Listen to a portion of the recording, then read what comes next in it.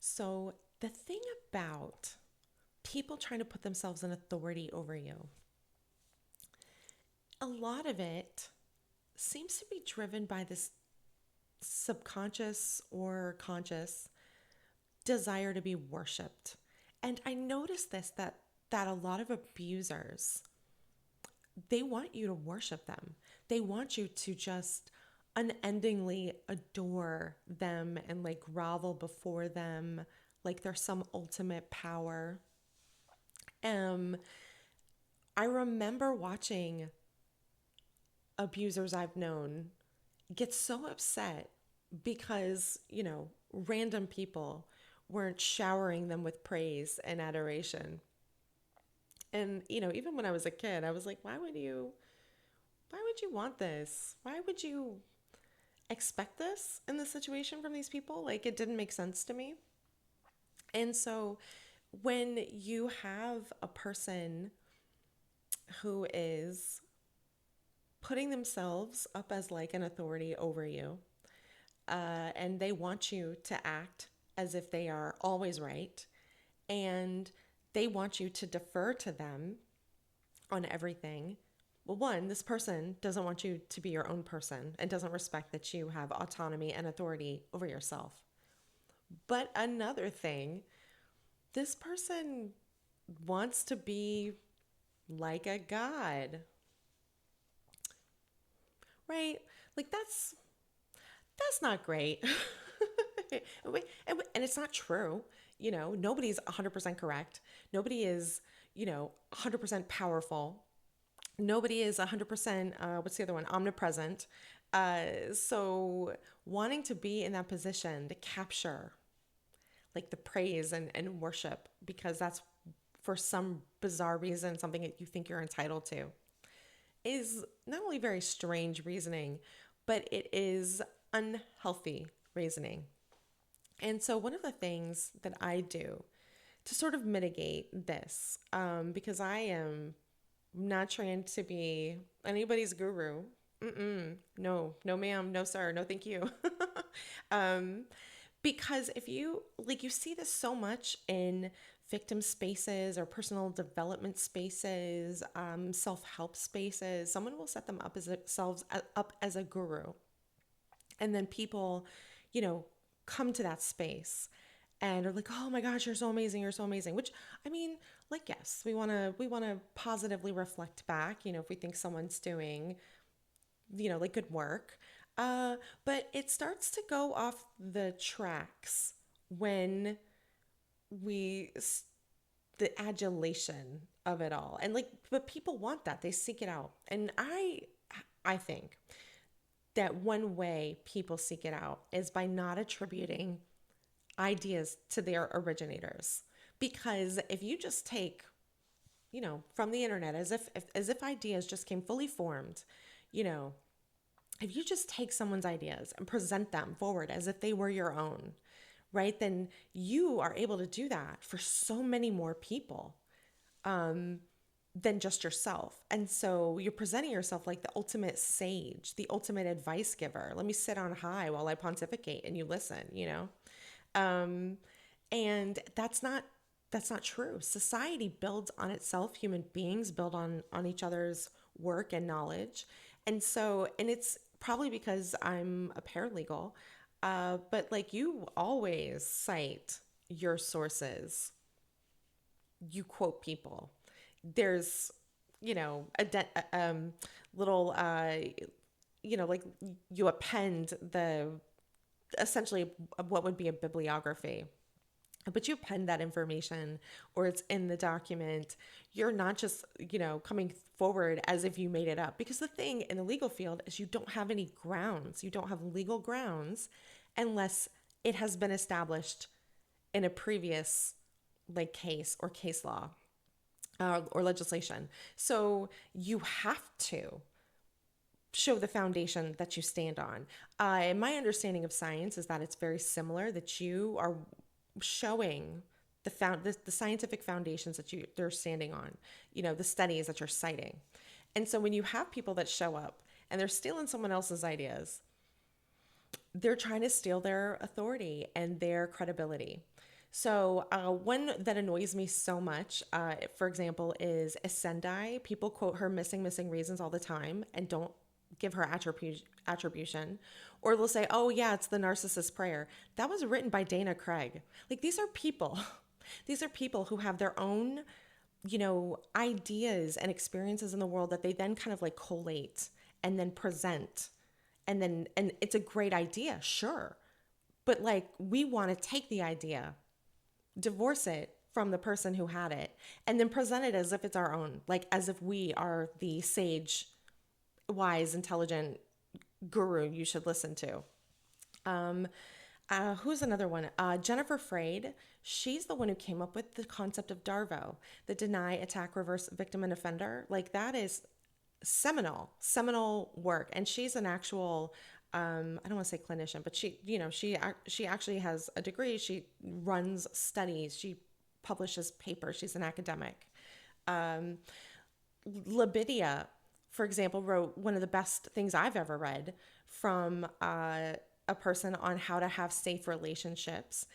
So she wrote like this one incredible thing and then disappeared off the internet. But she wrote it, or actually, I guess I'm technically assuming gender. They wrote it. This person wrote it. Um, and I'm not saying I've never been perfect. I guess I'd forgotten. I learned about something related to forgiveness from someone I deeply admire, who is SQL Witch. And, I was going back through and I was like, oh man, did I get this from her? Oh, that, my bad, girl. But I think that's why it's so important. So whenever I see people doing like YouTube videos or, you know, oh, for the love of just they're running a program, download my ebook, join my inner circle membership, or what is it, like, my coaching program for $999, it's on sale, usually it's worth 3,000. Like, are these, when you are putting yourself forward as an authority and you want people to be underneath you in that authority, that means you are trying to take like you're intentionally or unintentionally trying to take responsibility for that person.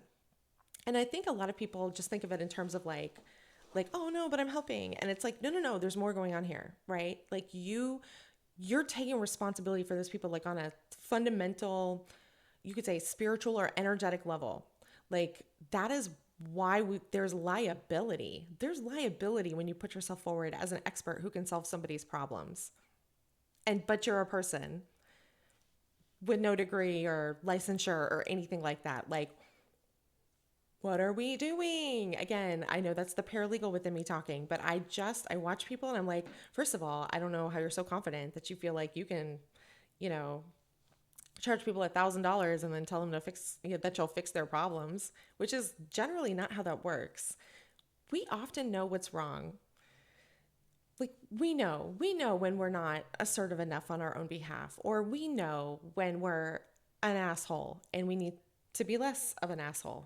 Like assholes will tell you like, well, I'm an asshole. Like they know what's up. Um, or somebody who's like, oh, I had a third example, but it's gone. Anyway, but like a lot of the time, like we have an internal sense of what we need to do or how we're going off the tracks. Oh yeah, like emotionally abusive moms who are like, oh well, I guess I'm just the worst mother. I guess I'm just the worst mother ever. And then the child ends up going, no, mom, you're great, I love you. But they know. That's why they use those words, because they know, right? So anyway, I this channel 100%. I could be like doing production and oh, what's the thing that they always do? They go hi, if you're new here, welcome to Abuse Interrupted. I'm Inva, your, I don't know, blah, blah, blah, someone who helps you stop the cycle of abuse in your family, don't forget to subscribe and click that bell icon. Like, there's that whole, like, patter everybody has. And the reason I don't use it, one is because it doesn't feel authentic to me. I don't like that. I'm not doing it. But also, I remember my son and his friends would play at YouTube And they would be like, click that bell icon. I was like, oh my sweet babies. What? So anyway, when we are consuming content, we are allowing ourselves to be influenced by whomever is putting forward that content. Um, and I personally am just always wary by people that put themselves forward like, I will solve your problems, just buy my program. Because a lot of it is like inner work that we are working on.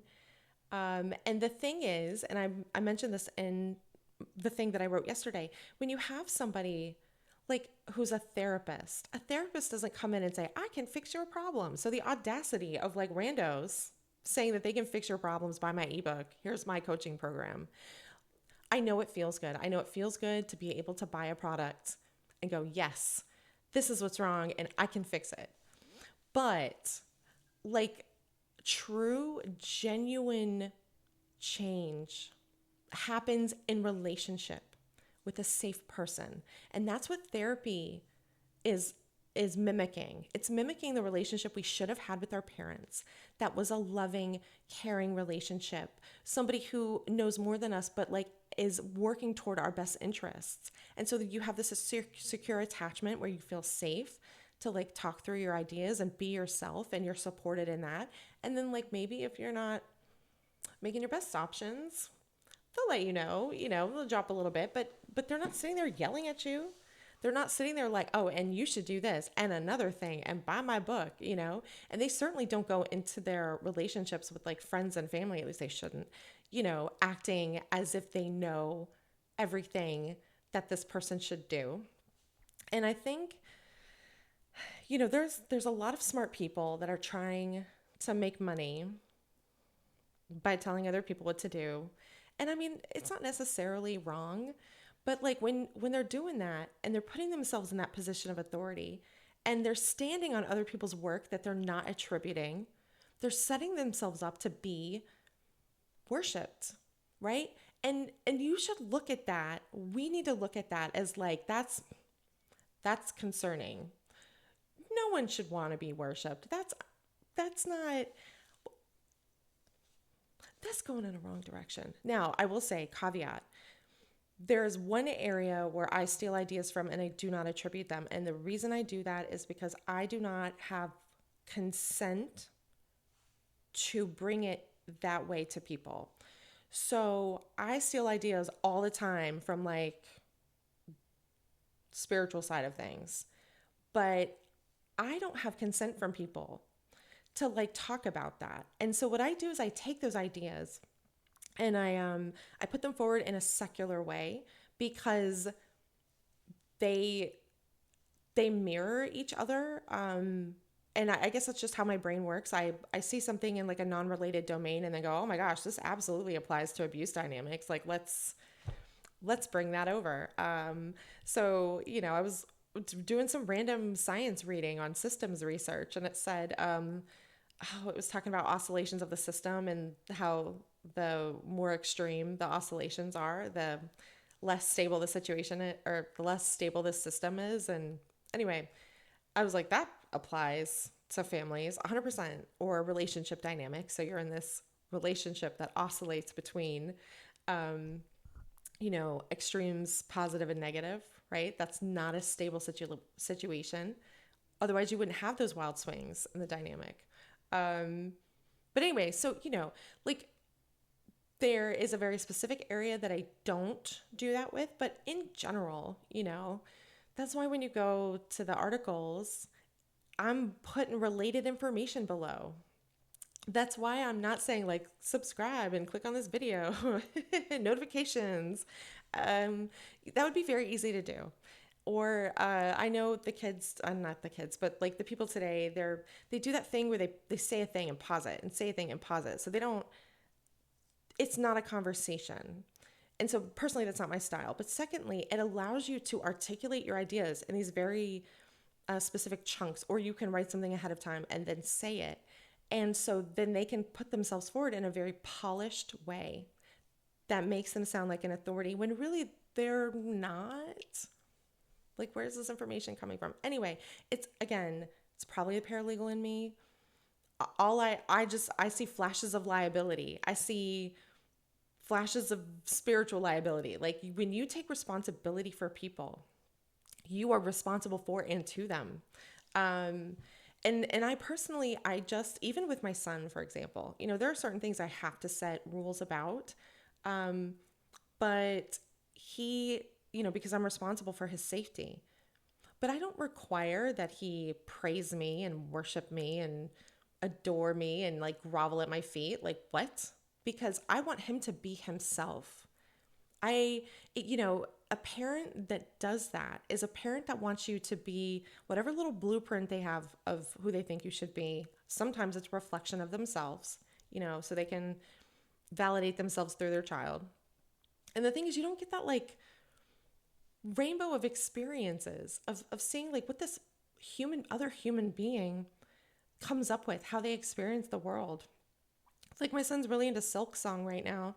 And like the Hollow Knight, like it's a game and it's Team Cherry and like the guy who wrote the music. Like he started playing piano because of this game and the music that he loved so much. And I'm just like, I guess you're playing piano now and he's good at it, because he's internally driven to do it. I'm not coming at him telling him what to do. Anyway, but the reason why I wanted to have this conversation is that so many victims of abuse are in a position where they feel like they have to listen to these other people, like so an abuser or just someone with a strong personality or like somebody on the internet that's like, well, I know what's going on. And I just want to remind you, you are the person who matters. You are the person who brings your own unique perspective.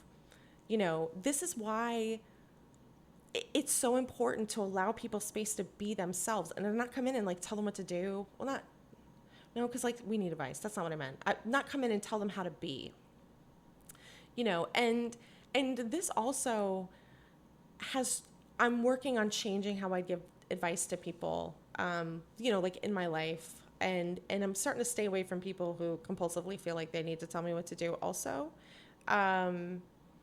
Because I didn't realize that was a hierarchy status thing, even if we don't recognize it that way, that they are trying to put themselves above me, that they know. Um, it should be that advice is a gift that you are given or give, between people who like want that, who value it. Like we don't want to advice at people. And anyone who's doing that at you is probably not a safe person, 100%. So, I just, like, I wrote about this on the subreddit, but I wanted to do a video to sort of explain, like, an influence model, I think, is the better model. The reason why I think it's a better model is that it preserves our autonomy and our ability to choose. Someone else's voice shouldn't be overpowering, because that overpowers who we are, our thoughts, our beliefs, our feelings, our ideas. Like, and that person matters. We are not meant to be copies of each other. And so when someone makes a suggestion or gives advice, it should be in a way that is not overpowering to the person that you're doing it with, so that they can still hear their own voice and they're not pushed into something. Because the thing is, let me tell you, if you give somebody advice and they take it and things go badly, that's your responsibility. Whereas if you make a suggestion and then they add that suggestion to their options and then they choose from within themselves, like they have ownership over that decision, then it's not your responsibility. Like, again, the liability of it all. I don't understand how people feel so confident, so feeling the audacity to just come in and tell people this is what you should do, because it might not even be right. And also, even if it was, They get to be their own person who makes their own decisions. That's what makes us human beings. Anyway, I hope this makes sense, and I'll talk to you next time.